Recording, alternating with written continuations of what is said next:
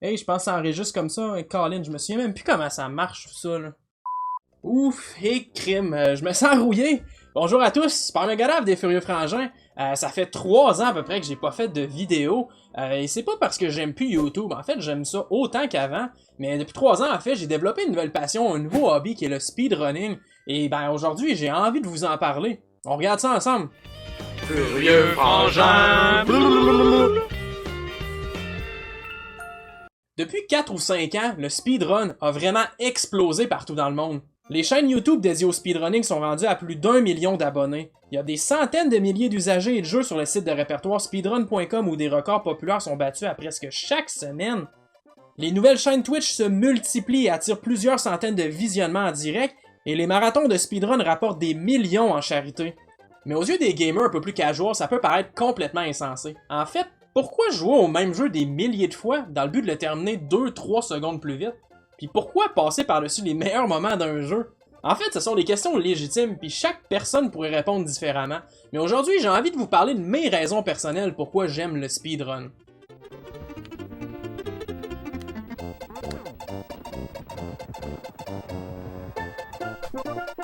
I think we did it. I think it's a sub 11. Premièrement, ben c'est bien simple, parce que j'aime les jeux vidéo.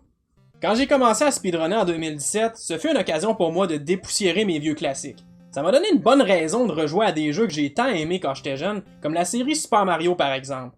Il y a différentes manières de battre ces jeux, ce qui rafraîchit l'expérience de joute. Par exemple, on peut décider de jouer à une catégorie comme Any% où l'on termine le jeu le plus rapidement possible, ou 100%, l'objectif c'est simplement de terminer tous les accomplissements du jeu. Ça m'a permis également de découvrir quelques jeux qui, avec une petite touche de vitesse, rend l'expérience tellement mieux. Mon speedrun de No One Can Stop Mr. Domino fut une révélation pour moi l'an dernier. Il s'agit d'un jeu de puzzle japonais assez bizarre sur la PlayStation où l'objectif est de faire tomber des dominos pour créer des réactions en chaîne assez rocambolesques. Après avoir joué à ça sur ma chaîne Twitch, j'ai accroché et les gens de ma communauté en redemandaient sans cesse. On peut aussi battre ces vieux démons, comme Zelda 1 que j'ai battu pour la première fois de ma vie dans le cadre d'une speedrun. J'étais tellement excité quand je l'ai fini en 45 minutes, tout ça en quelques jours, juste en apprenant quelques stratégies de speedrun. Et parlant de stratégie, trouver des stratégies pour battre ces jeux-là, c'est vraiment satisfaisant. Découvrir de nouvelles routes plus rapides, ce qu'on appelle dans le jargon faire du routing, ou trouver des glitches, des techniques, des optimisations, il y a même des gens qui ne s'intéressent qu'à ça et qui complètent jamais le jeu. C'est vraiment juste pour contribuer à une communauté. Et parlant de communauté, je serais pas autant enthousiaste si c'était pas des communautés nombreuses que dans le speedrunning. Si on prend un pas de recul, le speedrun, ce sont les classements qui déterminent qui sont les meilleurs, les courses au record du monde dans les jeux prestigieux, les tournois, les marathons où l'on doit performer sous pression. Donc, aux yeux de certains, ça peut paraître comme un hobby hyper compétitif, hyper individualiste, qui a simplement comme objectif de battre les autres. Mais c'est tout le contraire, il s'agit en fait d'un passe-temps extrêmement collaboratif qui force les gens à partager le plus possible ses trouvailles et ses réussites. On s'encourage constamment et l'interaction est primordiale lorsqu'on joue en ligne en direct sur Twitch. En plus, des plateformes comme Discord ou Twitter qui permettent un partage ou une discussion hors ligne à tout moment. Il y a des communautés par franchise, comme par exemple celle des jeux Mario classiques en 2 dimensions dont je fais partie. Il y a également des communautés régionales.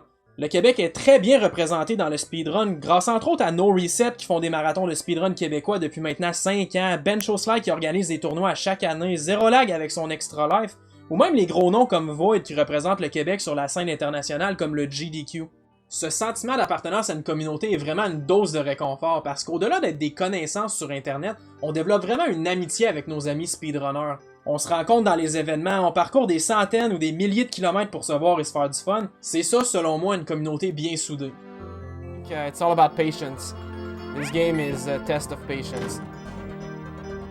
Mon troisième et dernier point est l'effet introspectif d'un speedrun. Ok, c'est peut-être un peu personnel et philosophique, mais je pense que ça fait du sens. Je vois vraiment un speedrun comme un projet personnel. Ce projet-là nécessite de se fixer un objectif, et pour l'atteindre, il faut travailler en conséquence. Un peu comme un athlète sportif, il faut mettre des efforts pour s'améliorer, il faut pratiquer à fond les techniques et les bouts un peu plus difficiles, se dépasser chaque jour, puis progresser vers notre objectif. Et, un peu comme un athlète, il y a des frustrations et des échecs. On va réussir qu'une poignée de fois pour les milliers d'essais qu'on va échouer. Mais tout ça pour le sentiment d'accomplissement quand on réussit finalement notre objectif. Il y a de quoi de satisfaisant dans ça. Ce qu'on appelle le runner's high, on le vit pour vrai. Je l'ai vécu lors d'un de mes plus grands accomplissements de speedrunning, battre Super Mario 1 en moins de 5 minutes. Ça a été mon premier speedrun en avril 2017, et j'ai réalisé mon objectif 1 an et demi plus tard en octobre 2018. Après des milliers d'heures de pratique, j'ai sauté de joie lorsque j'ai finalement réalisé l'exploit, comme on peut voir avec mon rythme cardiaque qui a atteint les 120 battements par minute. Et 30 minutes auparavant, j'étais frustré et j'avais dit que je voulais abandonner, que ce serait la dernière fois que j'essayais ce jeu-là. Méchant revirement de situation. Ah, je suis plus capable de ce tableau-là. Ça me donne un goût d'arrêter de jouer complètement. Et c'est le même sentiment qu'on a lorsqu'on est sur scène à présenter un speedrun dans un marathon pour la charité devant des centaines de personnes. C'est en regardant ça 1 an et demi plus tard que je tire des belles leçons de vie.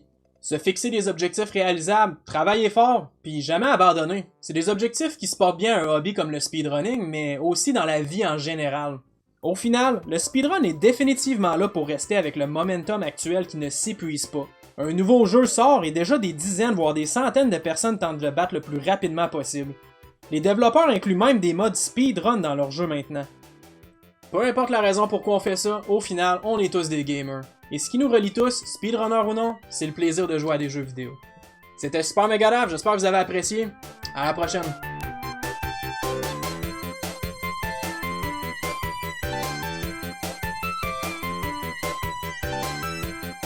C'est la fois que je vais l'avoir. Je vais l'avoir. Clunk! Alright, si vous aimez le speedrun pis vous savez pas trop comment ça marche, je suis en direct sur Twitch 3-4 fois semaine, venez me dire salut, ça va me faire plaisir de vous aider. Sinon, ben abonnez-vous au Furieux Frangin, on fait des vidéos à tous les mardis, hein, on tripe, c'est vraiment le fun. Pis ben merci d'avoir écouté, j'espère que vous avez apprécié encore une fois, c'était un plaisir. En espérant que le prochain prenne pas 3 ans. Ciao, à la prochaine. Sub 20, yes! Sub 20, yes! Ah, je savais que j'allais l'avoir. Ouh! Ouh!